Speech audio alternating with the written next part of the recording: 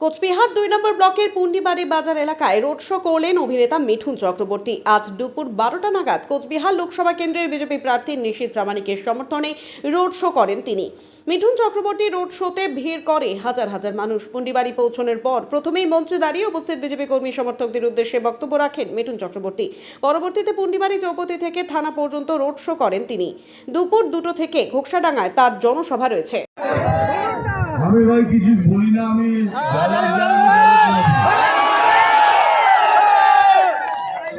একটাই কথা মনে রাখবেন, ভোট দেওয়ার আগে এক মিনিট দাঁড়া কি শুনেছি, ভোট দেওয়ার আগে 5 মিনিট ওয়েট করে ভাববেন, তারপরে ভোট করবেন। কি আমাদের যে বিজেপির তরফ থেকে নিশীথ দাঁড়িয়েছে, আমি অন্যদেরকে বিপক্ষেও আছে, কাকে ভোট দিলে পরে বাংলার চেহারা বদলাবে, এটা সুন্দর বাংলা পাওয়া যাবে, সেটাই মোদী সাহেবের গান।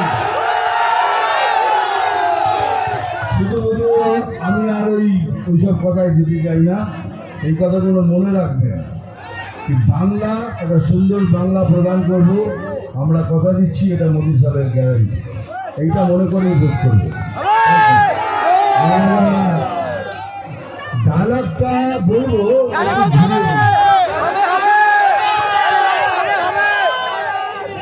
আমি জল ঢোড়াও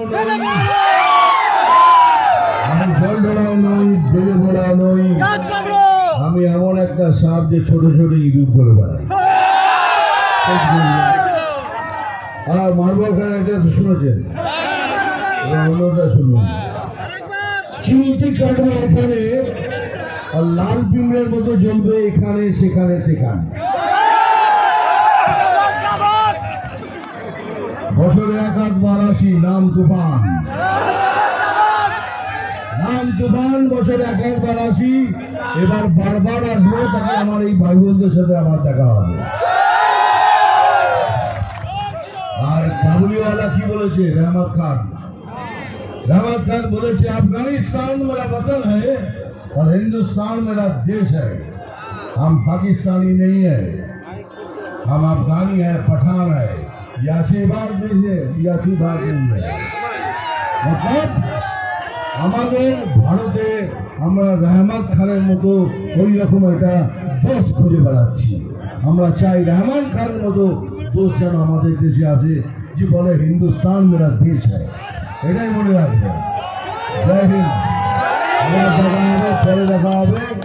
ওকে, জয় শ্রীরাম।